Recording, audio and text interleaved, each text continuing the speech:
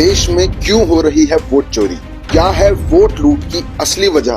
किसके लिए काम कर रहे हैं मोदी और चुनाव आयोग? कौन बर्बाद करना चाहता है भारत का लोकतंत्र? वोट चोरी से अदानी का क्या रिश्ता है? बिहार में चल रही वोटर अधिकार यात्रा में राहुल जी लगातार कह रहे हैं, महाराष्ट्र का चुनाव इसलिए चोरी किया गया क्योंकि वहां पर लाखों करोड़ रुपए की जमीन धारावी में थी और वो जमीन इन लोगों को अदानी को दिलवानी थी। ये जो चोरी किया जा रहा है, ये आपको बेरोजगार बनाने के लिए किया जा रहा है।